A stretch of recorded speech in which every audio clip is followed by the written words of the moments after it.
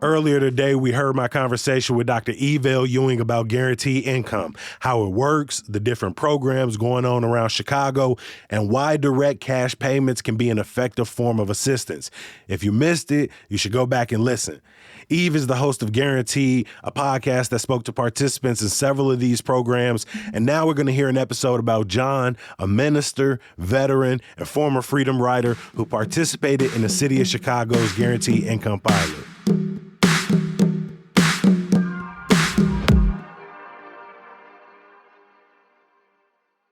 Even though we rarely take time to acknowledge it, each of us has a place in the flowing streams of history, the histories of our families, of our communities, of our peoples, and our personal histories of growth and change. I lived all over the city, but most of the time I spent here on the west side of Chicago.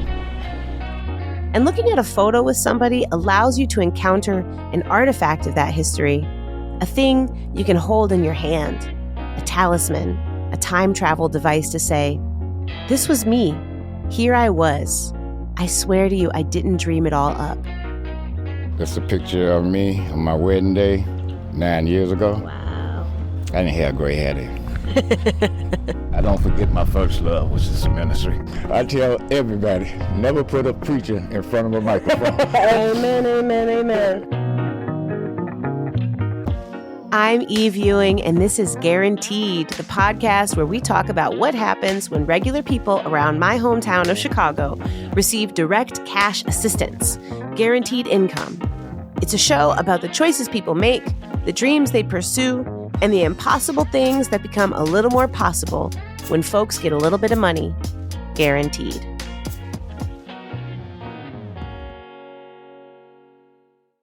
Our guest on today's episode is John, who's a participant in the official Guaranteed Income pilot program run by the municipal government of the city of Chicago.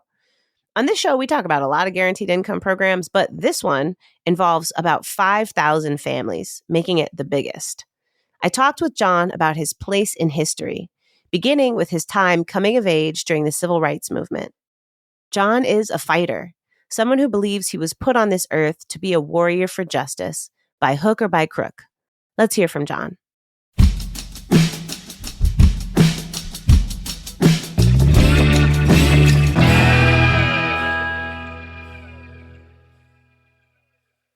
I've been a minister since I was 12. I was ordained when I was 14. I'm also a Vietnam War veteran. And in the 60s, I was a freedom rider. I was born on the west side and raised basically on the west side of Chicago. I was born in 1952, a Korean War baby. My father, as a matter of fact, he was from Trinidad. I believe he got his citizenship by serving in the Korean War. My uncles, they were World War II veterans. My grandfather was a World War I veteran. And it goes back all the way to the Civil War. And so is that part of what inspired you to want to join the service yourself? No, actually, I was tricked by the recruiter. The same week I graduated from Marshall High School, I had 3 brothers that was in the service already, and the recruiter, he told me that if I enlisted, that he would have me connected with my brothers on brother duty. They were home way before I got home. I had to convince my mother to sign the papers, and it took me some weeks. And the day that I left, she actually cried like a baby. You know, I left May 19th, Malcolm X's birthday. I come from a long line of warriors and a long line of ministers. My grandfather, he was the founder and pastor of New Home Missionary Baptist Church in Forest City, Arkansas. He's still there. 2 of my uncles and my mother, who's also a minister. She was the oldest daughter. And it sounds like for you, putting those 2 things together, being a minister and being a warrior, those are kind of like 2 pieces of your identity that really build who you are. Yeah, me and King David. That's a pretty good role model to have. Is the story of David in the Bible, is he a figure that's especially important to you, or is there a favorite story that you think about, that you go back to, a piece of scripture? My favorite story is that of Joshua and Caleb. Caleb was an old man, but he was one of the 2 spies that gave favorable reports. He said, even though they are giants, we are able to take the land. And then he actually allowed all the other tribes of Israel to choose their land. He said, save me the hardest and the toughest, and I'll conquer it. And he was 80-something years old. He was an old man, but he was able. So now I would say that I identify more with Caleb. Tell me about how you got involved in the freedom struggle and what it was like being a freedom rider. I belong to Stone Temple Baptist Church. Me and my family, we were lifelong members. As a matter of fact, my stepfather's name is carved in the stone on the side of it now as original donors to the church. And when Dr. King came to Chicago, he came to our church. When he would speak, you would get chills through the volume of the speech and the control volume and the time when he would calm down. And he had a way of just bringing all the people in with him through his narration. And I was impressed by it. And some friends of mine were impressed by it. And so one day we was in the neighborhood and we was hanging out. And a friend of mine whose name is Willie Puller, he said, man, I'm going to volunteer to go down south. And another friend of mine said, man, what you want to go down there for and get beat up and everything? And he said, because years from now, this is going to be part of history. He said, I want to be able to tell my grandkids I was there. And when I heard him say that, I also signed up with him. Now, I went down south after he was assassinated. I was on the Poor People's Campaign March. And so during our trip down there, we encountered a white supremacist Ku Klux Klan that was bent on doing us harm. At nighttime, they were in cotton fields, cornfields, and things of that nature. At one time, we had to stay in the University of Kentucky to avoid the Ku Klux Klan. And also, there was discrimination and prejudices when we were headed up north to Washington, D.C. When we got to Cleveland, Ohio, we were marching around Dr. Ralph Abernathy's car because they wanted to tow it. And the Cleveland Police Department on horseback came, and I never knew horses were that big until that time. And they had sawed-off baseball bats, and they just beat the people silly. When Dr. King was in Chicago and he was talking about, how racist Chicago was, he said Chicago was so racist even compared to the South. Is that something you had been aware of prior to his visit? What was your perception growing up? Oh, definitely. That was during the time of George Lincoln Rockwell, the leader of the American Nazi Party. Dr. King, he had the unlucky experience of experiencing Marquette Park. There were quite a few neighborhoods in Chicago. There was Marquette Park, and there was the neighborhood where the mayor lived in, Bridgeport, yeah. And the Northwest Side, actually, where African-American lived that was like encompassed by ethnic neighborhoods. And so there was always conflict with the Chicago Police Department, which was basically all white there. And they had a perception of African-American that was negative. Was that your first time in the South? Had you been to the South before? Oh, I had been to the South every year. We would go down south and visit my grandmother and grandfather. Matter of fact, I used to sleep with my grandmother. She's always wanted me to bed with her. And visit my cousins. And so I was familiar with the racism of the South firsthand because when me and my cousin would be out playing, there were certain things they'd tell me to do or to say or not to do. And I've seen other families that had relatives come from up north to visit with them that they had to hurry up and get their children out because of some infraction against Southern code. So you feel like a lot of times kids from the North, they didn't necessarily know all the rules to follow or they had a hard time acclimating? They definitely didn't. I remember one time, and I was young, and I really didn't know. A little white kid called me a nigger.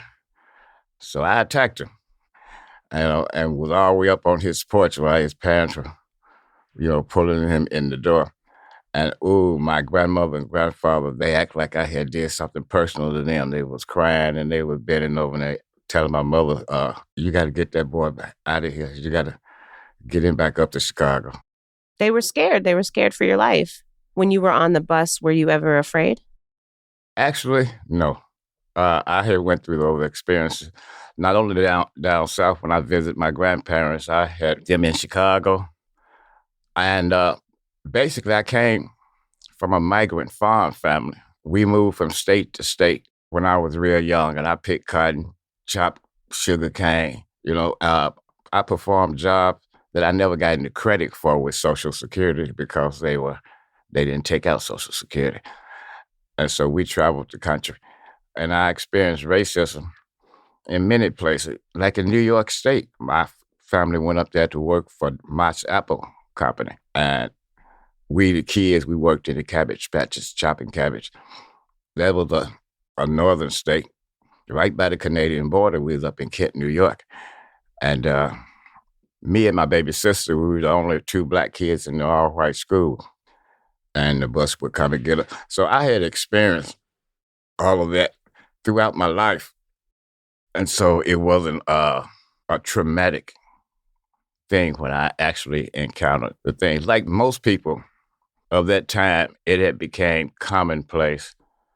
And it was like, that's just the way things are. I thank God because during that time, when I encountered a lot of racism and hatred, me and my family also experienced a lot of kindness and charity from other white people. And quite a few of us, especially my fifth grade teacher, I still remember to this day. He will always be my favorite teacher. I spoke with an accent when I was a kid, like my father did. And so I would be teased. And by me being small in stature, they thought they could bully me. And so I ended up in a lot of fights. I would fight every day. And so when I come to school, my clothes would be torn. So Mr. Barley, he thought it was because my family couldn't afford clothes. And he went out and purchased me some clothes. I turned him down. I thanked him for it. But I was too proud to accept it. You know, you mentioned before we started recording that you are a very passionate musician. Could you tell us again, what are all the instruments that you play? Oh, I play guitar, rhythm, bass, lead guitar, trumpet, saxophone, keyboards, organ and piano, African kalimba. You would be surprised. And most of my friends were surprised that I used to get talked about because of this. But I liked hard rock. I'm not surprised. Tell us more. So who's some of your favorite artists? Oh, Mick Jagger, Keith Richards, John Fogerty, Creedence Clearwater Revival, the Beatles, Jerry and the Pacemakers, most of the classic rock band, Led Zeppelin. Oh, I forgot one of my favorite. Oh, I'm trying to think of the name of this group. I seen them in Long Beach, California, when they were filming this TV show, Hollywood A Go-Go. The guys that made Give Me Some Lovin'.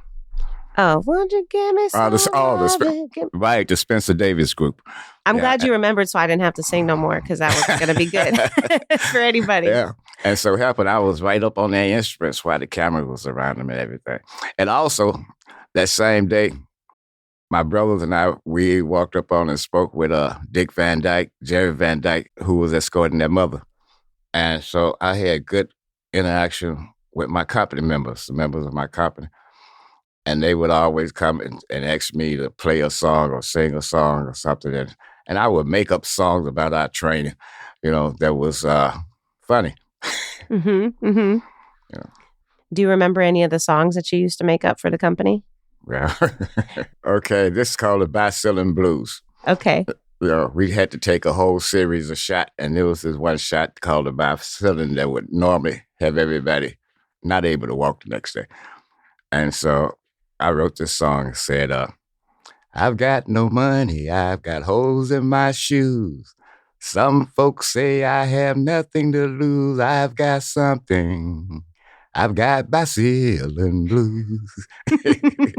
You had to bring a little bit of Chicago out there with you. Yeah, and I put a little bit of Bing Crosby in it. Did you used to play guitar while you were out there too, or any other instruments?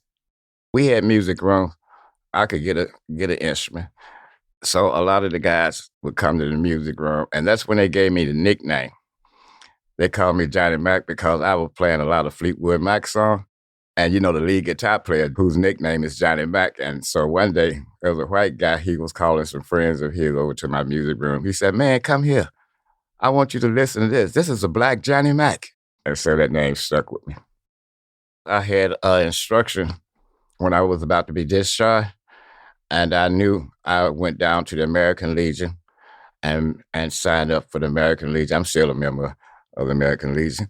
And they sent me to training for a bricklayer.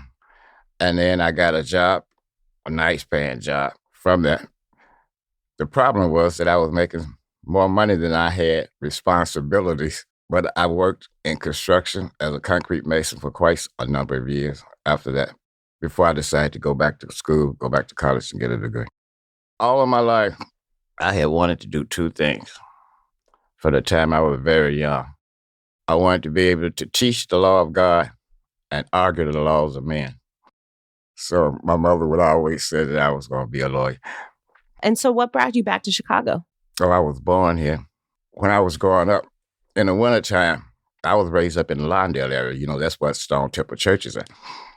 And we were so bad, we would get a wrench and open up the fire hydrant in the wintertime and freeze up the whole street so we would be able to ice skate. And so I know the people in the neighborhood, they must have hated us. But I came back to Chicago because I missed the snow. You're very active in activism and organizing right now, currently. And two of the areas you work in are disability, and another area you work in is immigration. And so could you talk about each of those things and why those became important topics for you? Maybe we'll start with disability. Why is disability a topic that became important for your activism? Because when it comes to disability law, there are a lot of poor people who are eligible for SSI, which means they don't have the prerequisite work credit hour to receive Social Security disability. And so I work in a neighborhood where there's a lot of poor people, and there's a lot of people who work jobs, but they was jobs that didn't take out income taxes, so they don't have the 40 work credit to get disability. And so a lot of people just don't bother with them. And so I started to file application and work with them to get them approved, so that they can at least have some type of income coming in. And as far as the immigration concern, I have never forgotten the fact that Jesus was also an immigrant. You know, when you were young, you mentioned you did a lot of labor that also didn't count towards Social Security because it was a cash economy. And you also probably you were a migrant worker and you worked with other migrant workers. Does that influence the way you think about these issues now? It really don't. That's life. But I think one wise man once said, if you find something you love doing, you will never work another day in your life. Oh, I love the fact that I can actually help somebody. I love the fact to see a person's life improve. So what made you decide that you wanted to apply for a guaranteed income program? You know, I seen it advertised, and I was at home on my computer, and I just decided to do it. I had never won anything in my life, so I didn't expect to be picked. Well, I just put it in to put it in. Once I put in for it, I had basically forgotten all about it because, like I said, I'd never won anything in my life. What do you use it for, if you don't mind us asking? Or how does it change your budget? I'm able to keep up with my bills. I was always behind my bills. My rent was steady going up, and which would take all of the money that I would get every month. And so there was not much money left to do anything else with. And since I've been receiving that, I've got a little room to breathe. Believe it or not, my emotional and psychological well-being has improved tremendously because I don't have the stress that I used to go through, experience daily. You know, the thing about you is it seems like if you have a little room to breathe, that's something that pays dividends towards other people because it seems like you're using all your time to help other people. I've been doing it all my life. All my jobs, if you look at my Facebook page, all of my jobs. When I worked for the West Side Health Authority as an outreach worker for the Affordable Care Act, there were me and another guy. We were their only two outreach workers. And we won the state prize for having signed up the most people. Just to tell you. For the 2 years in a row. And Wow. The number 2 group was Mount Sinai Hospital, who had 150 outreach workers. Wow. So you were hitting the pavement. You were pounding the pavement. Yeah. I was going to all the L stops, the bus stops, walking up and down the streets, the supermarkets, the shopping mall. You know. And so, when you say that, knowing that your bills are going to be okay, knowing that your rent is going to be okay, that gives you some room to breathe. What does that make possible for you in your everyday life? How does that change your life every day? The psychological help. At one time, before I was receiving this money, I couldn't hardly walk. I was having pains in my leg and pains in my side. Now, I have arthritis and I also have herniated discs in my back. But since I've been receiving this money and been paying my bills and everything, I noticed one day, and I can't remember exactly what day it was, that I'm walking normal again. I don't have to use the cane, and that the pain is in my shoulder. And I believe that was stress related. And you didn't even notice, it just happened so gradually. Yeah. Mm. And then I looked around and said, wait a minute, I'm walking normally. And maybe we'll spend more time with my grandkids and my children and actually relax at home. They depend on me to take them places, to help them out, play with their pets, to attend their school functions, provide emotional support for them. My grandson, DeAndre, he's a child of my youngest girl. She had suffered a miscarriage with her first child, so she was very fearful when she was pregnant with him. And so I basically raised him. His father ended up being killed by his brother, believe it or not. And so from the time he was small, I raised him. And so I used to take him to church, and every place I used to go all of his life.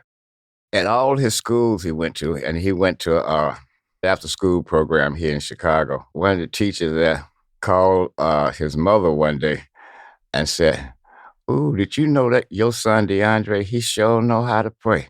He sure know how to lead people in prayer." She said, yeah, his granddaddy taught him that. There's something you said earlier when you first came home from the service and you were able to get a trade job, right? You were a bricklayer, you were doing masonry. And nowadays, it's very hard to make a living in the same way as rent is going up and so many other costs are going up. Do you see a difference in the way work has changed, in the way affordability has changed over the course of your lifetime? When I was growing up, I was working full-time right here in Chicago at the University Inn across the street from the county hospital. I was a busboy and a waiter. I made $1 an hour. I worked 10 hours a day, 6 days a week. And I was also a full-time student at Marshall High School. Do you feel like $1 went further in those days in terms of being able to afford necessities? Oh, most definitely. Most definitely, man. My mother bought a house in 1972, like a Victorian mansion. She paid $27,500 for it. Today it's appraised up in the hundreds of thousands of dollars. People bought houses then with like a 5-year mortgage, things of that nature. Now if you want to buy a house, you got to look at 30-year mortgages. Most people won't live that long, to pay for a house. And so there was a lot of homeowners there. Mostly all of our grandparents and our mothers and father owned houses. There's been a disinvestment in the, especially the African-American community and other low-income community to acquiring property because of the skyrocketing construction costs or real estate market. Anybody with a job could buy a house during the time I was coming up. You talked about the ways that guaranteed income has changed your life. What do you think the impact would be if this was something that was available to more people? It just seemed that there's always a backlash when taxpaying Americans receive any benefit from the country. There's a misnomer. Like, for instance, I have enough Social Security work credit in to where I qualify for a retirement benefit. But too many people look at Social Security as an entitlement program, which is not. It's a trust fund. We paid into it. And you never get it all back. Anyway, you can only get up to 75% of it back. But what about the money that all your relatives made and paid into it and never even drew? And then another misnomer is that, you're giving these to non-taxpayers. There's not a person in this country that don't pay taxes. We pay taxes on gasoline. We pay taxes on tobacco. We pay taxes on cigarettes. We pay taxes on food, on clothes. There's no such thing as a non-taxpayer in America. Many of the people that I know who are actually in need, they have a problem with keeping the phone on. Right now, I have about 4 or 5 friends whose phone service is not working now, because they wasn't able to pay the phone bill. And so I would either have to drive to their house and hope they were home, or wait until they pay their phone bill to get in touch with them. And this is important because, today we even have a telehealth program, because I communicate with my doctors over the telephone and things of that nature. Yeah, I mean, you really can't do anything without a phone. You can't apply for a job. You can't make sure your child or your grandchild is okay. It's really hard to do anything. We talked a little bit about housing, phone. Are there other bills or expenses you feel are really hard for people right now? Housing is number one. There's no reason in the world why the richest country in the world should have people sleeping up under bridges. When you look at it, being homeless is a full-time job. People say, well, go out and get you a job. Being homeless is a full-time job. Just to get through the day, just to find a place to eat, sleep. And to be safe, because people victimize the homeless. I'm concerned about the homeless children. There are so many homeless children. And what actually going through their minds as they grow older and older and older, how will it affect their lives as adults? You've been really wonderful, and I'm so grateful to hear from you and learn from you today. As you think about your life and the different chapters of your life, where are you now that's different from where you were 2 or 3 years ago, especially having this income coming in? And where do you see yourself going? At age 71, I don't look too far into the future. I take one day at a time. I thank God for each day that I'm here. Having the income has been a tremendous help to me, emotionally, psychologically, and physically. I'm finally even with my bills, with the things I owe, my creditors, things of that nature. So going forward, I just take it one day at a time. Do you ever see yourself retiring? I retired 6 years ago. It don't look like it. It don't look like it. It sounds like I've been blowing my own horn for a while. I love to hear it. That's what I came for. That's what the people want to hear, okay? We want to hear about the great and exciting, wonderful work that you're doing. So I'm very grateful that I got to learn with you. So thank you so much. Oh, you're welcome.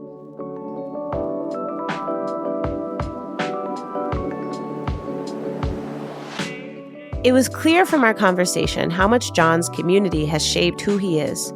And so it felt important for us to go visit him in his home place, among his family and his neighborhood, where his history is rooted. We are out here in the Austin community on the west side. It's what we would consider a beautiful day in Chicago. It's not currently raining on us. It's very gray. It's probably about like a strong 59 to 62 degrees. We're right here at the end of the street. There's like a cul-de-sac dead end into a playground. There's kids out playing. There's passing by this apartment building that has these honestly, this is what I aspire to as I age. It has like hella what do you call these, windmills, like lawn ornaments, and it says Gloria's Place. So I want to say shout out to Gloria. We really appreciate you. We're enjoying your yard decor. There's a Pan-African flag of one of the bungalows across the street. It's a great day. Producer Damon and I hung out for a bit on John's stoop, and he shared some photos and keepsakes with us. Who are some of the people? Tell me some of the people in this picture. These are the mothers of the church. These are the ladies. And we were honoring women that day. Here's a picture of my wife, my grandson, my granddaughter, and the 3 daughters. It's a picture of me on my wedding day 9 years ago. Wow. Downtown. I didn't have gray hair then. This is my sister-in-law. Hello, it's very nice to meet you. She's the owner of the building. So now I get to ask you, what was John like as a child? Terrible. Terrible. What was he into? What was he up to? What was up to? Everything, anything, name it all, he did it. Yep. He did it. Anything, everything. John's passion for justice is a constant through line in his life. But as the world is ever evolving, so is his focus. At the time of this recording, Chicago is struggling to offer shelter and support to migrants arriving daily from the Texas border.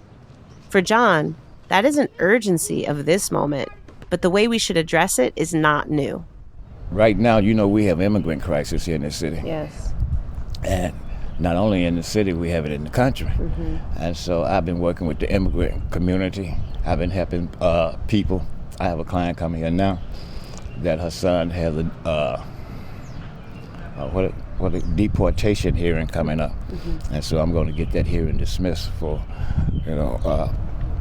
so I know all the various petitions and forms to file. And that's generally an answer to everything they come up with against them, but most people don't know. Mm-hmm.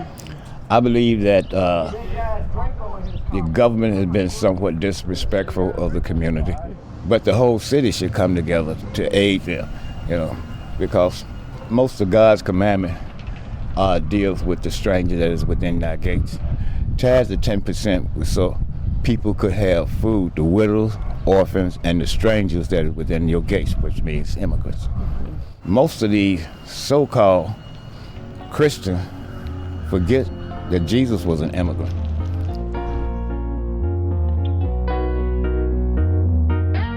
Okay, if you've ever heard me talk, you've probably heard me say what I'm about to say, so sorry, not sorry. But talking to John was yet another reminder that social movements need lots of people.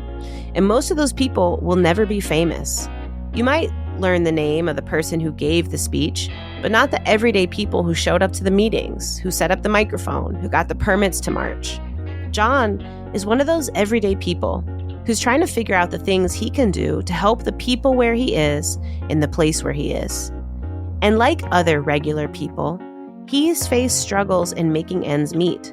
How do we build a world that is sustainable and offers care for those people, especially when there are elders?